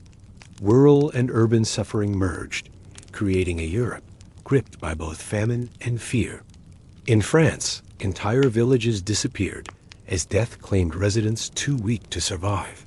Streets that were once lively became quiet except for the occasional sob or whisper. Carcasses of animals littered fields and towns, adding a pungent stench to the already bitter air. Starving scavengers, both human and animal, competed for what little remained. In England, the Thames revealed bodies and debris, long frozen beneath the ice. City dwellers walked past these grim reminders, their faces etched with exhaustion and disbelief. Markets were empty, and scarcity drove prices to absurd levels. A loaf of bread could cost a week's wages, forcing families to make impossible choices. Some parents were forced to give away, or even sacrifice children to ensure the survival of siblings. These acts, unthinkable in ordinary times, became a tragic necessity. Communities tried to ration food, but disputes were frequent. Riots erupted over the smallest supplies, and soldiers were sometimes called to quell unrest. Diseases like smallpox found easy prey among malnourished populations. Hospitals overflowed, and many towns had no trained medical personnel left to administer care. Rivers and lakes, thawing too quickly, carried contaminated water. Villagers drinking from these sources contracted illnesses faster than doctors could respond. Scavenging became a daily activity for survival. People dug in frozen earth, fields, and garbage heaps, seeking anything edible. Reports from northern Europe describe wolves entering villages, drawn by the smell of death and the cries of the starving. These predators added terror to already desperate communities. Survivors often slept in makeshift shelters made from stones, branches, or broken carts. The nights were bitterly cold, and even these rudimentary shelters offered little protection. The frost had disrupted normal hygiene practices. Dirty streets, unwashed bodies, and contaminated water worsened the spread of disease. Doctors experimented with herbal remedies and basic medicines, but success was rare. People often relied on prayer and faith as much as any treatment. Families were fractured, as many lost loved ones and had no means to care for surviving members. Social bonds, while resilient, were stretched to the breaking point. Communication between regions slowed dramatically. Letters and news took weeks or months, leaving people isolated with no knowledge of nearby disasters or relief. In Germany and Poland, farmers who survived the frost had no seeds for planting. Agricultural recovery was months, if not years, away, threatening prolonged famine. Food storage was minimal because of frozen granaries and destroyed warehouses. Even when supplies existed, distribution was nearly impossible. Authorities tried to maintain order, but corruption and desperation undermined their efforts. Guards were bribed or abandoned posts, leaving officials powerless. Some wealthy citizens attempted to shelter the poor. Monasteries, churches, and charitable houses provided temporary relief, but their resources were insufficient. Children orphaned by the frost and disease wandered in groups, forming informal communities. These groups became both protective units and vulnerable targets for theft or exploitation. Scavengers from cities and countryside competed for the same limited resources. Conflicts between groups sometimes escalated into violence. Public morale dropped to unprecedented lows. Survivors described feeling as if Europe had been abandoned, left to endure the frost and disease without aid. Food theft became an everyday crime, normalized by desperation. Citizens rationalized immoral acts as survival strategies. Some regions experienced brief moments of relief when supplies arrived. But these moments were fleeting, as the frost's destruction ensured scarcity would continue. European governments began emergency measures to import grain from neighboring countries. Borders were tightly controlled, but frozen roads and rivers made delivery slow and perilous. Transportation networks remained crippled. Horse-drawn carts often became stuck in mud or ice, and boats could not navigate partially frozen canals. The human toll was staggering. Millions perished from the combined effects of cold, starvation, and disease. Children who survived were malnourished and physically weakened. Survivors carried scars both visible and invisible. Even animals that had survived the frost-faced disease outbreaks. Their weakened bodies became reservoirs for infections that humans could contract. Relief efforts were hampered by lack of fuel. Fires burned low, unable to heat homes or hospitals adequately. Clothing became tattered and insufficient. People wrapped themselves in rags, old blankets, or whatever scraps of fabric they could find. Poverty and frost created a vicious cycle. The weaker the population, the higher the mortality, and the harder recovery became. Travelers documented horror in detailed journals. They wrote of families hiding bodies, starving children, and fields stripped bare by frost and scavengers. Despite the suffering, human resilience persisted. Communities innovated shelters, shared scarce supplies, and supported one another as best they could. Europe's collective trauma would linger for years. Stories from 1709 circulated widely, shaping folklore, literature, and historical memory. The Great Frost had revealed both human vulnerability and human strength. Those who survived carried lessons of endurance, cooperation, and ingenuity. Even as spring approached, the threat of death remained. Hunger and disease would not vanish with warmer weather, and recovery would be slow. Survivors hoped for the thaw, but they also prepared for the worst. Every day was a delicate balance between despair and determination. Europe's population had been deeply affected. Families, villages, and cities would take decades to recover fully from this unprecedented winter. The frost had destroyed the weak, tested the strong, and transformed human experience. Its legacy would echo through generations. By late spring of 1709, Europe's economy was in total disarray. Trade routes remained paralyzed. Agricultural production had collapsed, and the scarcity of food created a continent-wide crisis. Markets were largely empty, and merchants who survived had little to sell. People relied on barter, exchanging wood, clothing, or scraps of food for essential items. Bread was worth more than gold in many towns. Families guarded every crumb as if it were a treasure, knowing one miscalculation could mean death. Farmers who had survived the frost faced the daunting task of replanting fields with no seeds. Their tools were often broken, and livestock had been decimated by months of extreme cold.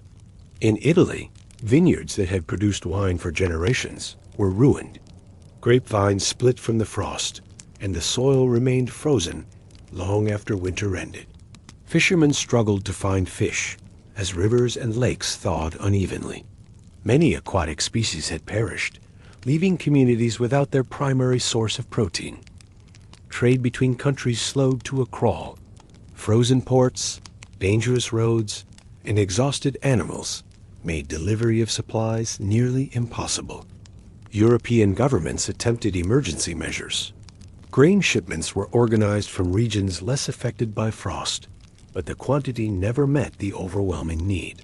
Social hierarchies began to shift. Wealthy elites no longer had guaranteed protection from hunger, while cooperative communities often fared better than isolated noble estates. Urban populations suffered heavily as supply chains failed. Cities were crowded with refugees from rural areas, creating strain on already scarce resources. Workers who relied on factories or workshops found their livelihoods destroyed.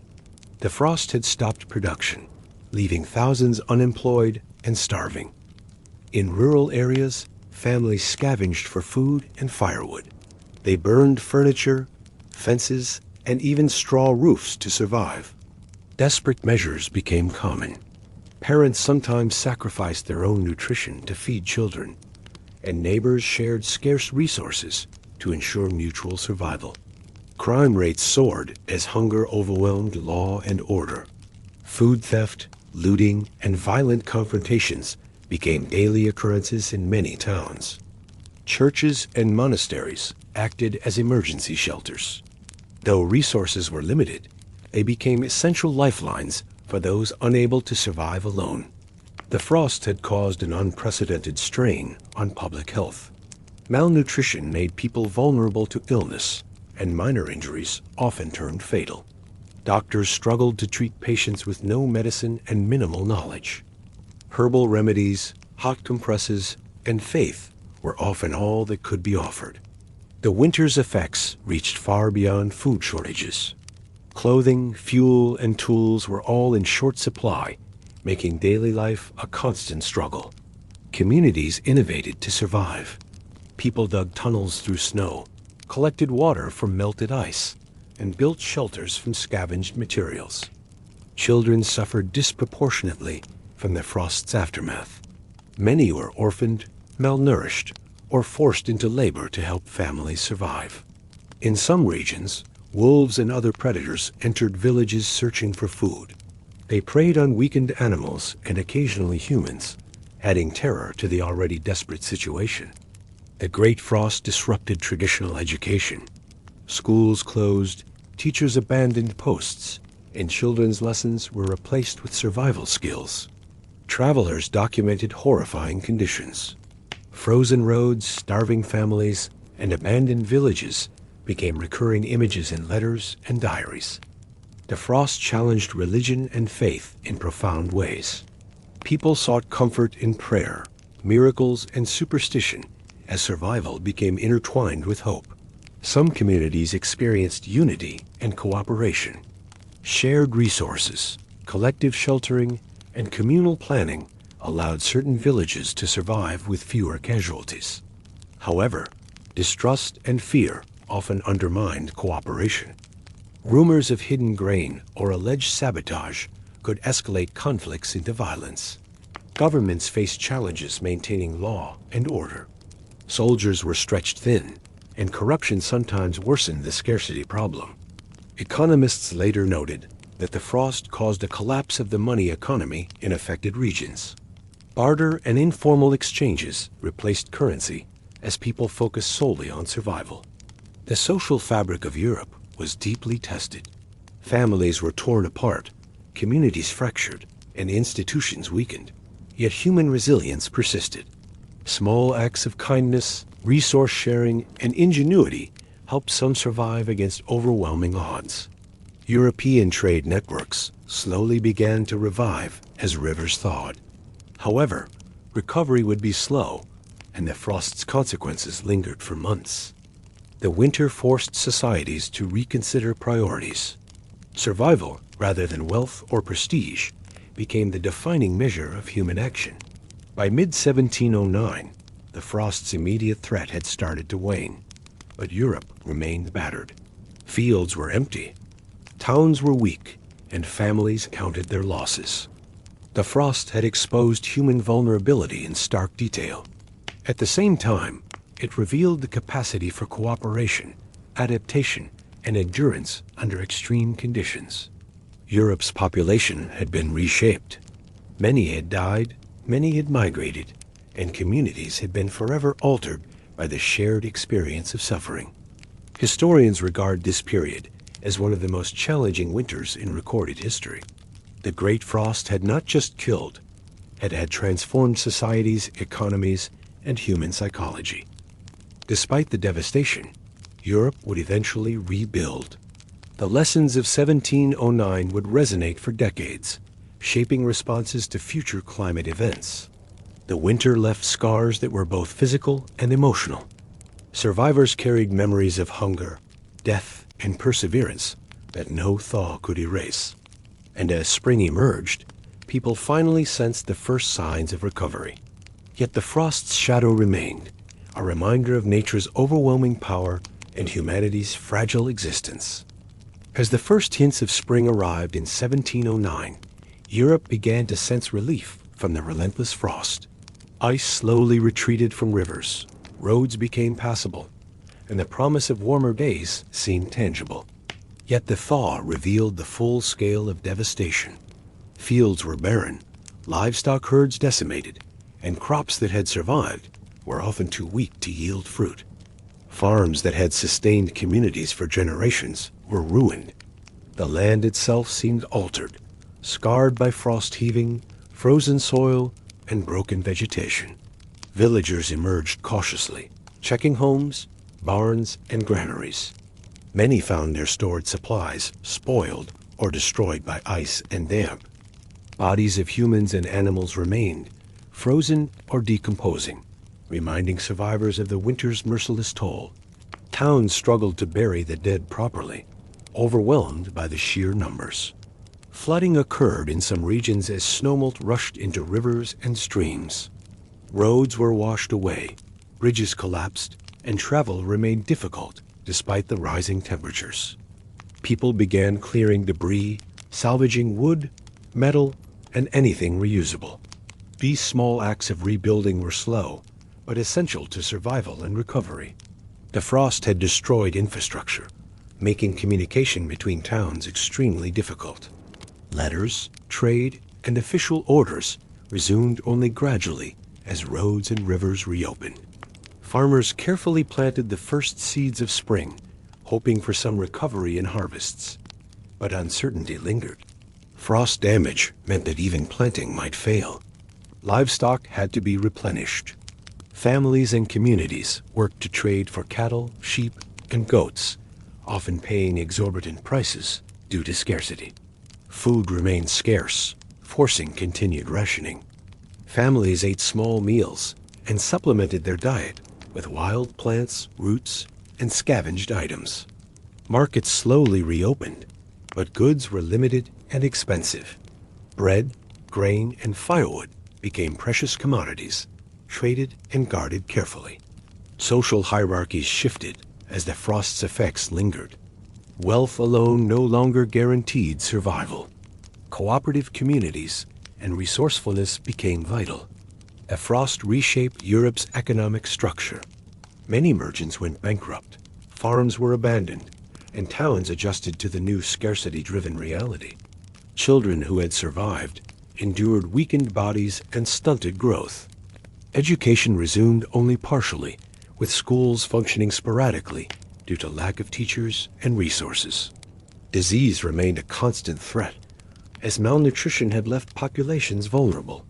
Doctors worked tirelessly, but recovery from frost-related illnesses would take months. Families mourned their lost members, while communities tried to support one another. Orphans were taken in by neighbors, and communal shelters continued to operate. Religious institutions played a crucial role in recovery.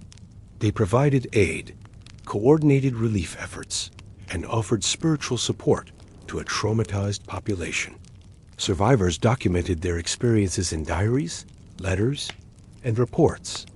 These records later became crucial historical evidence of the frost's unprecedented impact. Memories of the frost-shaped cultural narratives. Stories, songs, and folklore depicted winter as both a destructive force and a test of human endurance. Political systems also adapted. Governments realized the need for better emergency planning, disaster response, and food storage to prevent future catastrophes. Economic policies slowly shifted to encourage crop diversity, stockpiling, and trade regulation. Lessons learned from 1709 would influence planning for decades to come. The frost's psychological impact persisted. Survivors remained wary of severe weather, instilling a cautious approach to farming, travel, and trade. Art and literature reflected the trauma of the winter. Paintings depicted frozen landscapes, struggling villagers, and the stark contrast between despair and resilience. Natural landscapes gradually returned to life. Trees budded, rivers flowed, and animals reappeared, though populations were smaller and ecosystems disrupted. Despite recovery, mortality remained high. Many had succumbed to starvation, disease, and the cold, leaving communities permanently altered. Families worked to rebuild livelihoods, repair homes, and restore livestock numbers. Even the simplest acts of recovery were heroic after months of devastation. Trade routes reopened cautiously, connecting towns and regions once again. Caravans carried food, tools, and supplies to aid struggling communities. European economies began to stabilize slowly, yet recovery was uneven. Some regions rebounded quickly, while others continued to suffer from food shortages and disease. The frost had highlighted human resilience. Communities demonstrated remarkable adaptability, sharing resources, protecting children, and finding creative ways to survive. Historians recognize 1709 as a turning point in Europe's relationship with climate. It underscored the fragility of human systems and the importance of preparation, cooperation, and foresight. Europe slowly emerged from the frost, forever changed. Survivors carried lessons of survival, compassion, and perseverance that would influence generations. The thaw marked hope, but also a reminder of nature's overwhelming power. Humanity had endured one of its coldest winters in history, and the memory of 1709 would not fade. After the thaw of 1709, Europe faced the monumental task of rebuilding. Homes had been destroyed, farmland was damaged, and infrastructure had collapsed under months of relentless frost. Villagers worked from dawn until dusk repairing roofs, fences, and wells. Even simple tasks became arduous because tools were damaged and wood was scarce. Fields were plowed with the help of remaining oxen and horses. Many animals had died, forcing communities to share livestock and pool resources to replant crops. Farmers planted hardy grains first, hoping for at least partial harvests. Seeds were precious, and a single failure could mean starvation later in the year. Communities organized labor to rebuild roads and bridges. Washed-out routes from melting snow made travel and trade difficult, further slowing recovery. Trade gradually resumed as merchants risked long journeys. Horses, carts, and frozen rivers slowed transport, but essential supplies slowly reached towns in need. Governments implemented emergency food distribution programs. Relief warehouses were set up in key cities to prevent another famine. Despite these efforts, scarcity remained. Families rationed remaining grain, wild herbs, and whatever vegetables survived the frost. Children helped in every possible way, carrying water, feeding animals, and assisting in planting.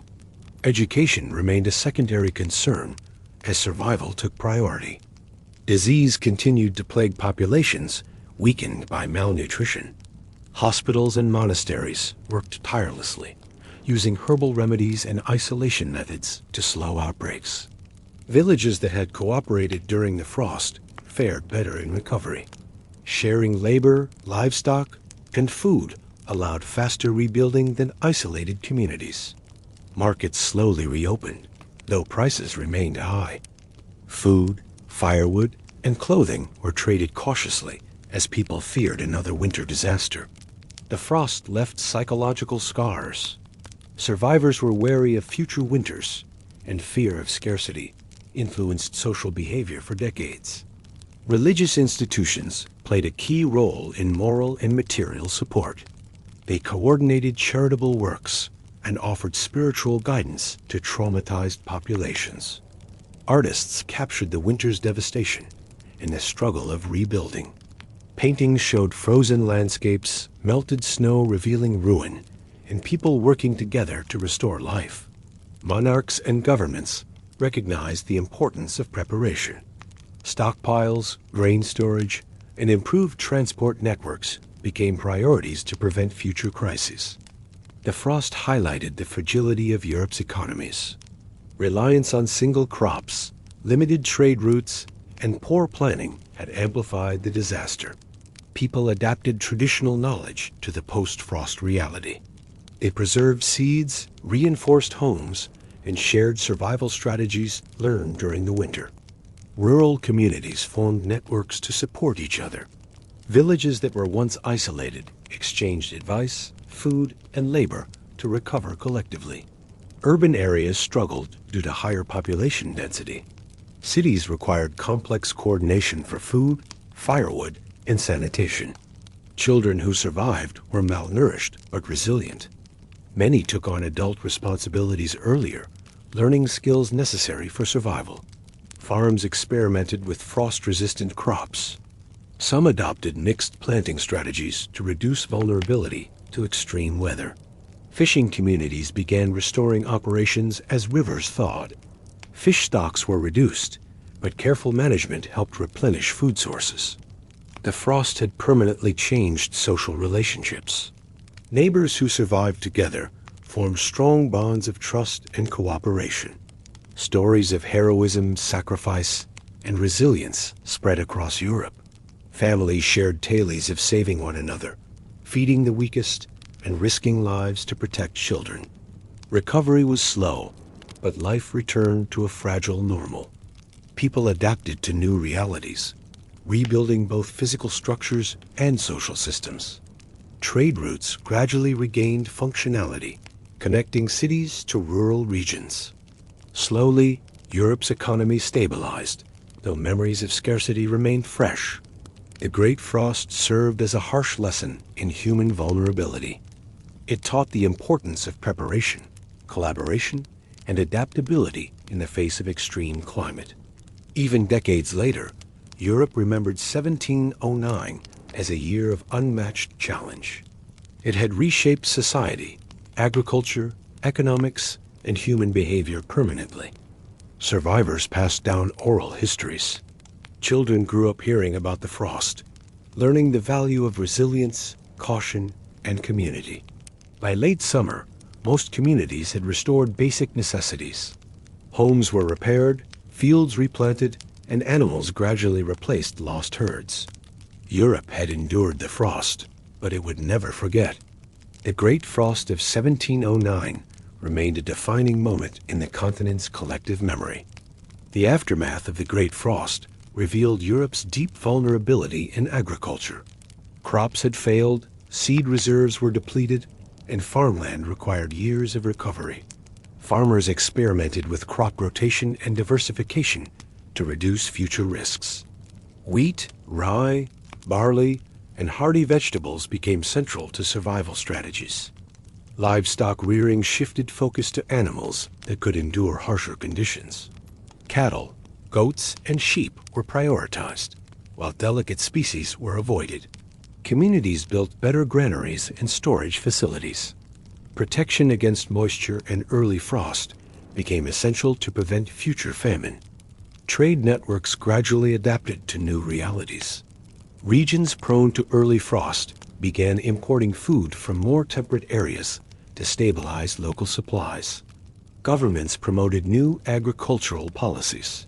Tax relief, seed distribution, and support for cooperative farming became essential measures. Technological innovations began to emerge in response to the frost. Improved plows, reinforced carts, and better irrigation systems helped farmers rebuild efficiently. Survivors documented farming techniques that had worked during the frost. These records became reference points for future generations facing climate uncertainty. The frost highlighted the importance of collective effort. Villages that shared resources, knowledge, and labor recovered more quickly than isolated communities. Seeds were carefully preserved and exchanged between regions.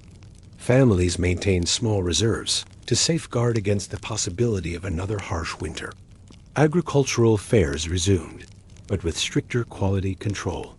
Farmers ensured that harvested crops were resilient and free from frost damage. Fishing and foraging regained importance as supplementary food sources. Rivers, lakes, and forests became lifelines for communities still struggling to restore farmland. Europe gradually learned the value of food security.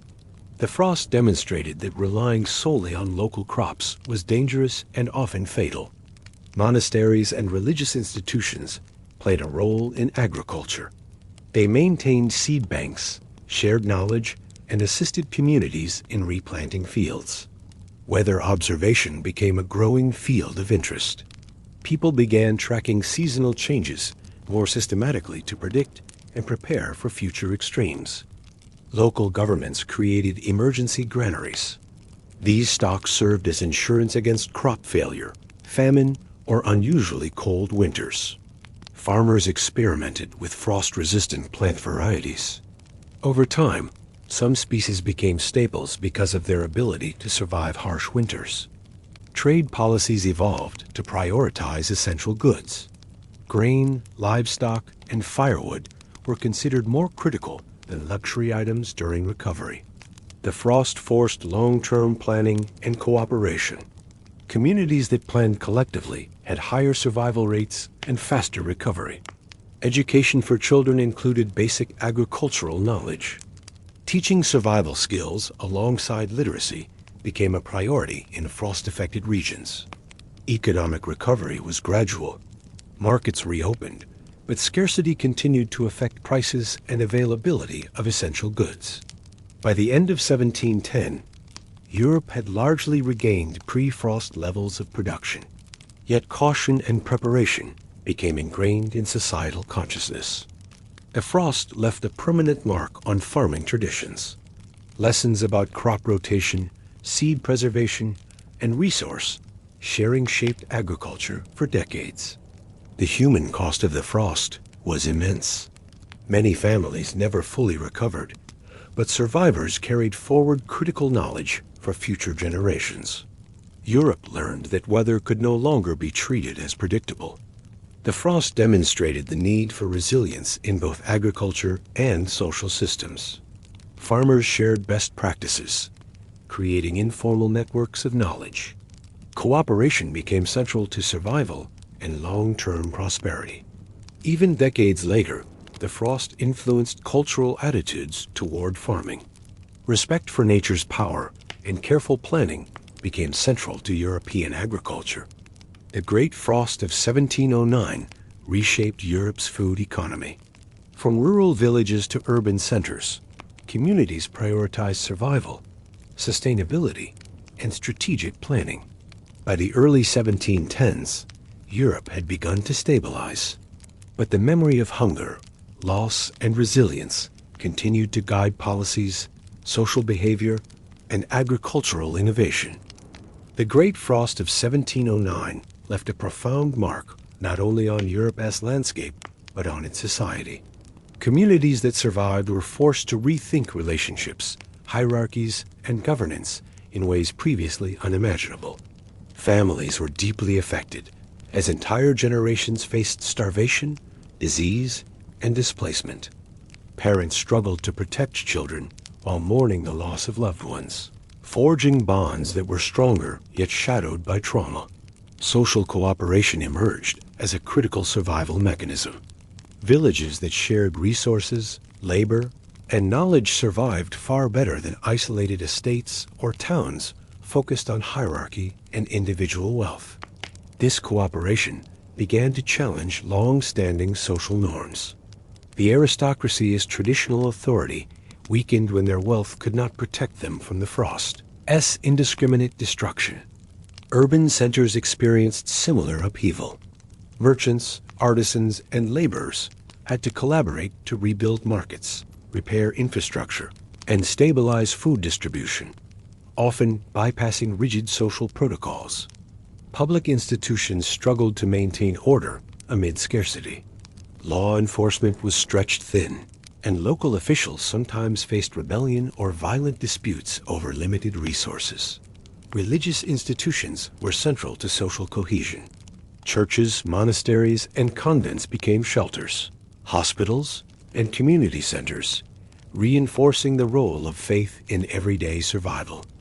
Yet religion also faced scrutiny. Some survivors questioned divine intentions as they witnessed widespread suffering, sparking debates about morality, providence, and human responsibility. Cultural life changed dramatically during and after the frost. Music, theater, and art had been suspended during the winter, but the return of spring inspired works reflecting struggle, resilience, and human endurance. Artists captured frozen landscapes, famine, and communal survival in paintings that became both historical records and expressions of human emotion.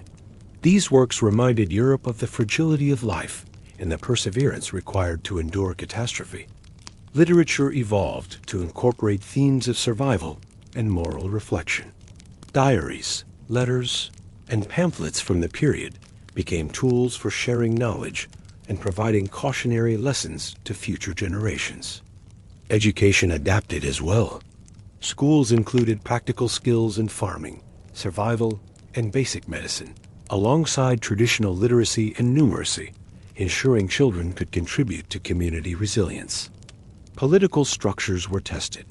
Monarchs and local authorities faced criticism when emergency responses failed, prompting reforms in governance, resource distribution, and emergency preparedness. In France, the frost intensified social unrest that had been simmering from economic hardship.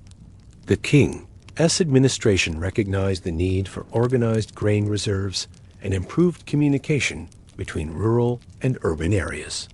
England implemented similar policies. Stockpiles of essential goods were prioritized, and local authorities were encouraged to coordinate relief efforts with central government support. The frost also shaped demographic patterns. Some villages were abandoned entirely, while others merged, creating new communities and altering traditional settlement patterns.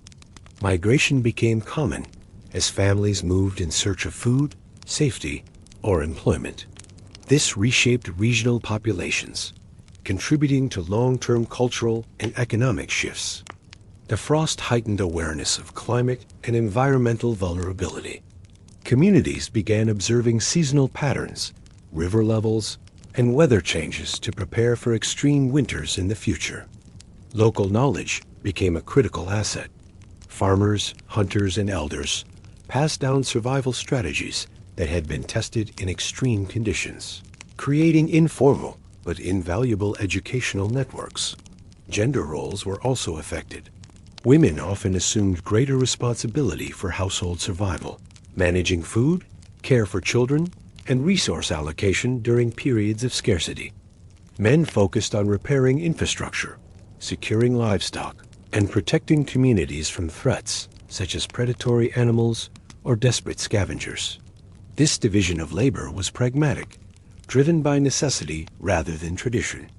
Children were forced to mature quickly. They carried water, gathered firewood, and assisted in planting crops or tending animals, learning survival skills at an age far younger than usual. The frost affected cultural rituals and celebrations. Religious festivals, seasonal fairs, and community gatherings were modified or postponed, reflecting both grief and the need for practical survival. Dietary habits changed permanently. Communities incorporated hardy grains, preserved foods, and wild edibles into their routines, developing a cautious approach to nutrition. Economic power shifted slightly toward communities that could cooperate effectively. Those with strong internal organization and mutual support networks had better chances of long-term recovery. Artisans and craftspeople adapted to the new social and economic realities. They created tools, clothing, and goods designed for efficiency and durability rather than luxury. Literacy and record-keeping became more valued. Detailed accounts of frost, famine, and recovery were preserved for future generations to avoid repeating the mistakes of 1709. Political awareness increased among common people. Survivors demanded accountability from local leaders and sought reforms that would protect communities from similar catastrophes. The frost left a psychological imprint. Europeans became acutely aware of nature's power and the importance of planning, resilience, and cooperation in facing unforeseen disasters. Folklore and oral traditions were enriched by frost stories. Tales of survival, ghostly visions, and miraculous rescues spread, blending reality and myth to educate and inspire. The Great Frost of 1709 became a reference point for European societies. It influenced decision-making, social cohesion, and cultural expression for decades to come.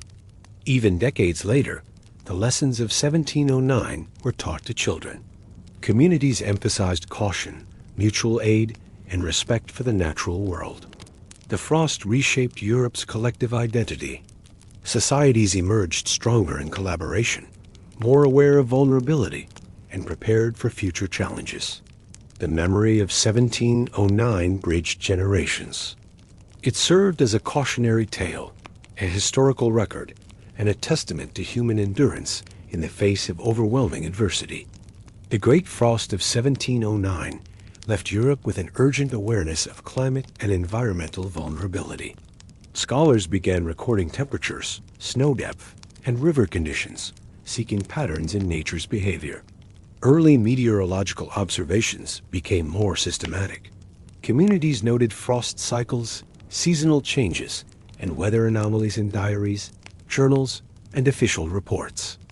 Natural philosophers studied the frost's impact on rivers, lakes, and forests. They recorded how trees split, rivers froze, and fish populations declined, analyzing the cascading effects of extreme cold. Volcanic activity, sunspots, and other celestial phenomena were hypothesized as potential causes. Though limited by technology, scientists attempted rational explanations for the unprecedented winter. The frost provided lessons in risk assessment. Communities began considering worst-case scenarios for food production, livestock survival, and human health. Europeans observed that environmental factors could not be ignored.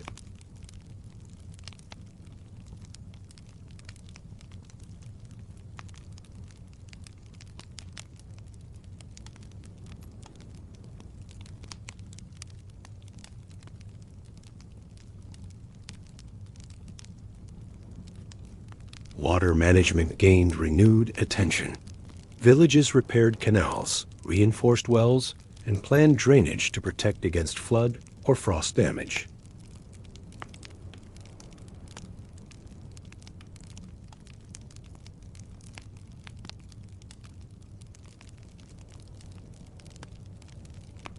Trade patterns adapted to environmental uncertainty. Regions with reliable climates became essential suppliers for frost-affected areas, emphasizing interdependence between communities. Livestock management evolved. Farmers prioritized hardy species, practiced selective breeding, and implemented strategies to ensure animals survived harsh winters. Urban planners began considering how to protect cities from cold and disease.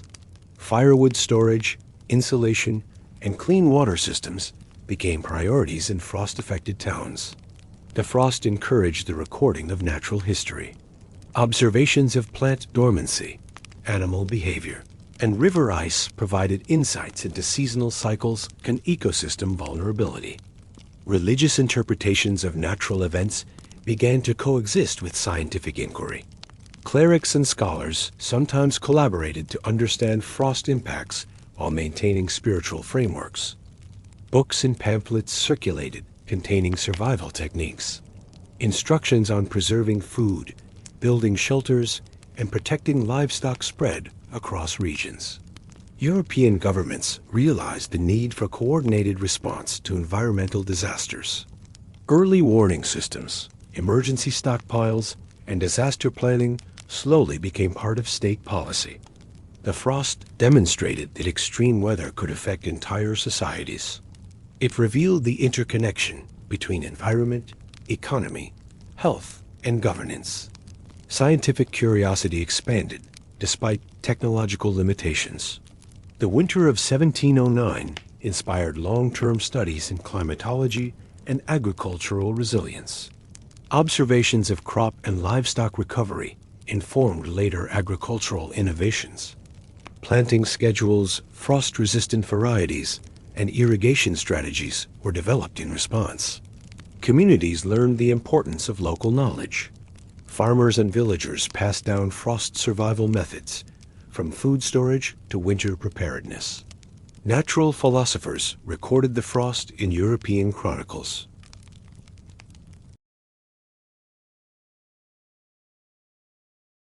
Awareness of ecological interdependence increased.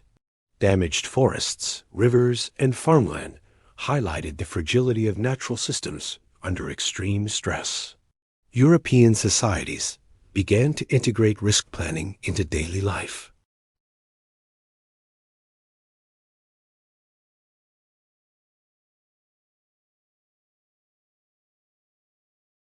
Scholars exchanged observations across borders, sharing knowledge to improve survival strategies continent-wide. Weather prediction, however primitive, gained importance. Communities paid attention to early frosts, heavy snowfall, and unusual temperature drops to anticipate disasters.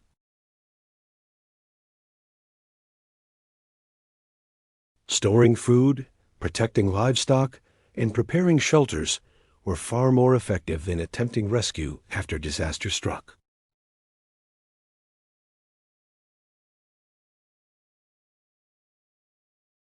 Governments, scholars, and communities became more alert, methodical, and cooperative.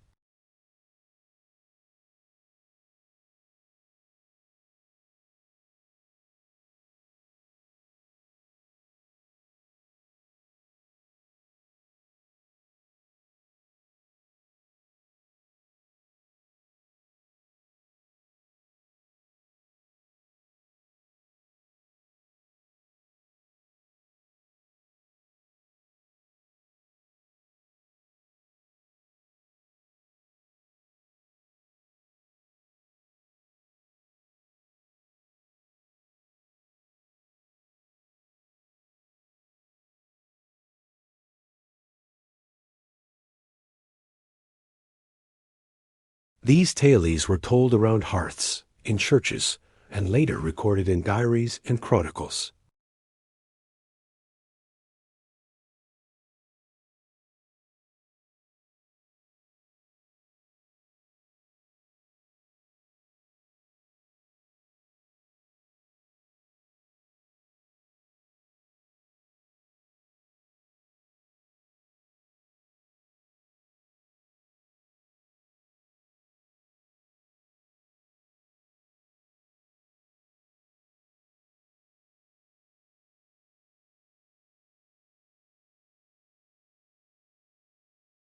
Agriculture was forever changed.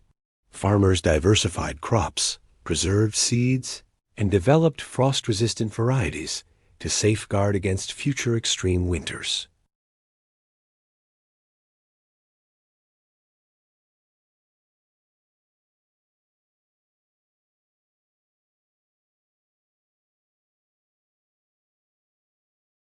Orphans, widows, and displaced individuals formed new household arrangements and social networks to survive.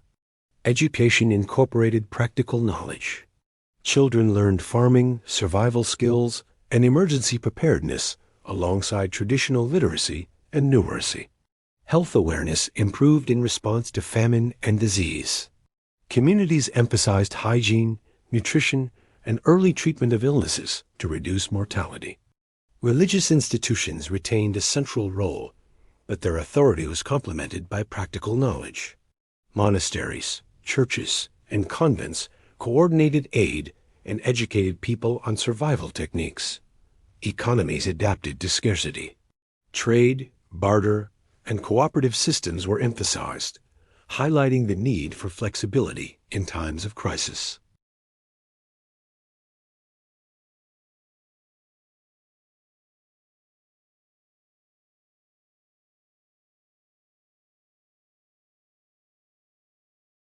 Europeans became aware of their vulnerability to climate. The frost demonstrated that even the most organized societies could be overwhelmed by nature's extremes. The frost left a psychological imprint. Generations remembered fear, loss, and the necessity of community, shaping attitudes toward preparedness and cooperation.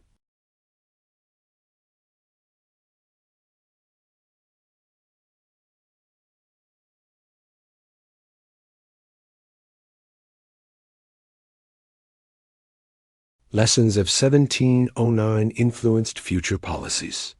Governments, scholars, and farmers integrated historical experience into decision-making for agriculture, infrastructure, and disaster response.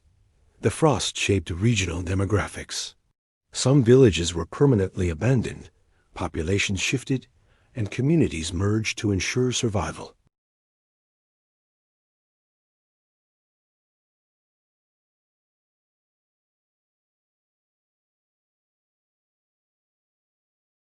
Art, literature, and folklore perpetuated the frost's legacy. Stories of frozen rivers, starvation, and miraculous survival were passed down as cautionary yet inspiring narratives.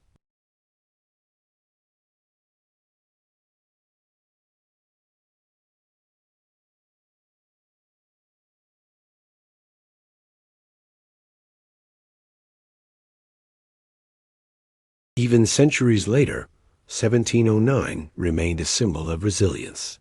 It reminded Europe that human ingenuity, solidarity, and adaptation could endure even the harshest natural calamities. Climate awareness, agricultural strategy, and social cooperation became embedded in European life.